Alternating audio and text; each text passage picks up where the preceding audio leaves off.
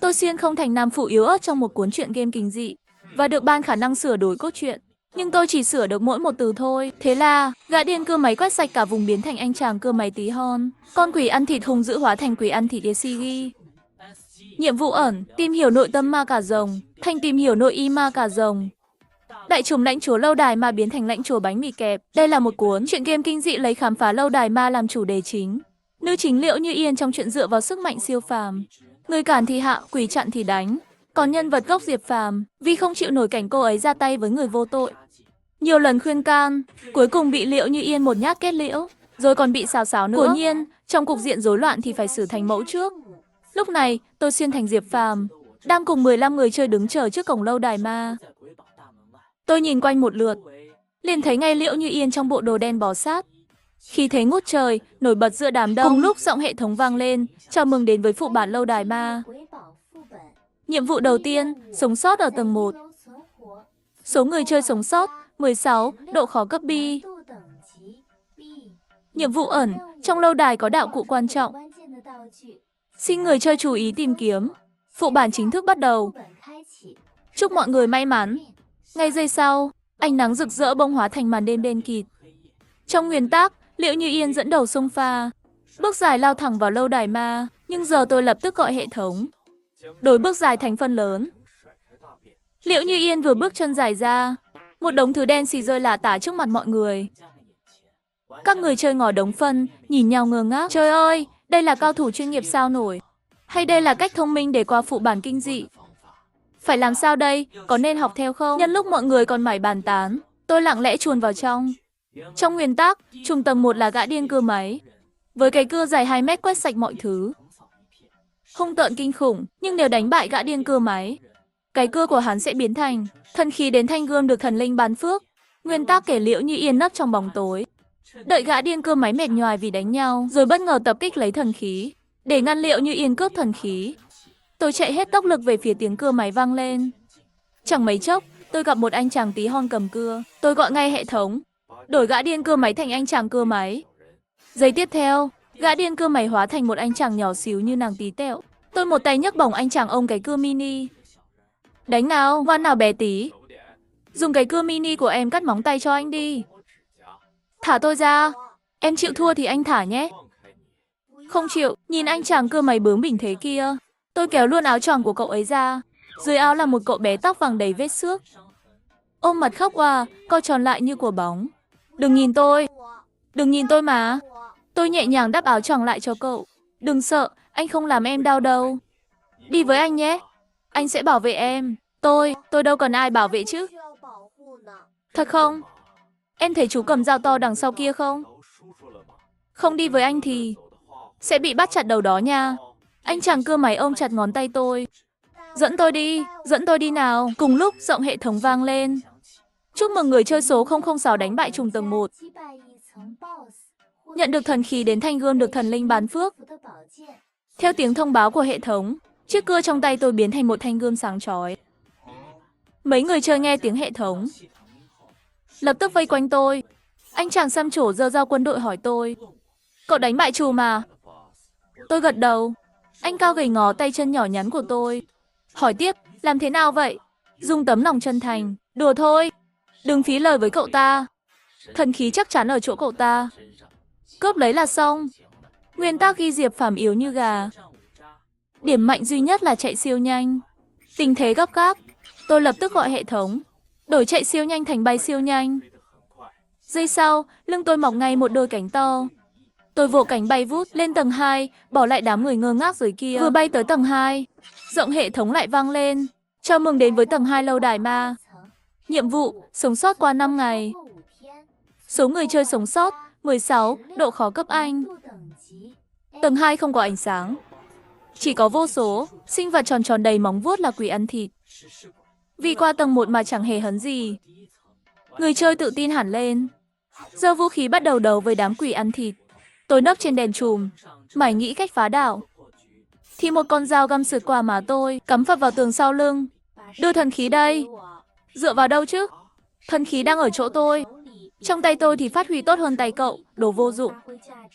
Nói xong, Liễu Như Yên rút ra một con dao bướm, vào thế chuẩn bị tấn công. Cậu muốn thần khí hay muốn sống? Cậu vừa bảo phát huy giá trị đúng không? Nếu tôi làm đám quỷ ngừng tấn công, chẳng phải tôi có giá trị hơn cậu sao? Đừng tưởng mọc cánh là thành thiên thần nhé. Tôi sẽ chặt cánh cậu nướng luôn bây giờ. Tôi mặc kệ cô ta, hét to xuống đám người đang đánh nhau. Nhiệm vụ chỉ bảo chúng ta sống sót thôi, không cần tiêu diệt quỷ đâu, đúng không? Nếu chúng ngừng tấn công, ta hòa giải được không? Được không nào? Vài người chơi lẩm bẩm khó chịu. Cậu này bị gì vậy trời? Quỷ ăn thịt mà không ăn người. Cậu nghĩ chúng ăn chay chắc? Tôi lấy lên ý tưởng, gọi hệ thống, đổi quỷ ăn thịt thành quỷ ăn chay. Nhìn đám quỷ ánh mắt dịu đi, tự giác đi kiếm rau củ ăn. Tôi ngoảnh lên mái nhà, hất hàm. Cậu chưa? Cậu rốt cuộc là ai vậy? Tôi chỉ là một nam phụ bình thường thôi mà. Chẳng mấy chốc, chúng tôi với đám quỷ đạt được sự hòa hợp kỳ lạ. Nhưng điều này lại chọc tức Liễu Như Yên, dù giờ chúng không ăn người. Ai đảm bảo sau này cũng vậy? Cách an toàn nhất là tiêu diệt hết chúng. Nói rồi, Liễu Như Yên giơ dao bướm, định đâm con quỷ ăn chay bên cạnh. Một chị gái mặc đồ rằn ri chặn đòn tấn công của cô ta. Mọi người chỉ muốn qua phụ bản bình an, chẳng lý do gì phải gây chiến cả. Liễu Như Yên thẳng chân đá chị rằn ri vào tường. Ngốc nghếch, dám cản nữa. Tôi xử luôn cả mấy người. Nhìn Liễu Như Yên giơ dao bướm hùng hổ, tôi vội gọi hệ thống, đổi dao bướm thành nơ bướm. Liễu Như Yên lao vào đám quỷ ăn chay, giơ tay phải đâm vào đầu một con quỷ. Con quỷ ngó cái nơ bướm trên trán mình, nở nụ cười tươi rói, thích lắm, dễ thương ghê. Liễu Như Yên thì mặt mày méo sạch. Anh chàng cưa máy trên vai tôi cười ngặt nghẽo. Sao không tấn công tiếp đi nào? Vì không thích nữa à? Mất vũ khí, Liễu Như Yên trông rõ khổ sở, chỉ biết đứng nhìn mọi người với quỷ ăn chay vui vẻ bên nhau. Đúng nửa đêm ngày thứ 5, khi chung điểm 12 giờ, giọng điện tử của hệ thống vang khắp tầng 2. Chúc mừng người chơi hoàn thành nhiệm vụ sống sót tầng 2. Mở khóa phần thưởng thông quan tầng 2. Người chơi sống sót nhận bắp ngẫu nhiên. Trong nguyên tắc, Liễu Như Yên nhận bắp tăng gấp đôi sức mạnh, trở thành đỉnh cao chiến lược của phụ bản. Nghĩ tới đây, tôi gọi hệ thống, đổi sức mạnh gấp đôi, thành mệt mỏi gấp đôi. Chỉ thấy Liễu Như Yên đang hăng hái, mặt mày lập tức héo rũ. Đồng thời, giọng hệ thống lại vang lên lần nữa. Cửa thông tầng 2 sắp đóng lại. Xin mời người chơi sống sót tiến lên tầng 3. Theo nguyên tắc, trùm tầng 3 là nam tức ma cà rồng giả dạng người chơi. Liễu Như Yên để tìm ra hắn đã hạ gục hết mọi người chơi sống sót. Khi chúng tôi bước lên tầng 3, giọng điện từ hệ thống vang lên, chào mừng đến với nhiệm vụ tầng 3 lâu đài ma. Tìm ra trùm ẩn trong số người chơi. Số người chơi sống sót 16, độ khó KBC. Chú ý, sau khi tìm ra trùm sẽ kích hoạt nhiệm vụ ẩn. Phần thưởng nhiệm vụ ẩn siêu hấp dẫn. Xin người chơi chú ý tìm kiếm. Nghe xong nhiệm vụ, mọi người bắt đầu hoảng loạn. Chúng đang ẩn giữa chúng ta sao? Nhanh lên, đếm số người chơi đi.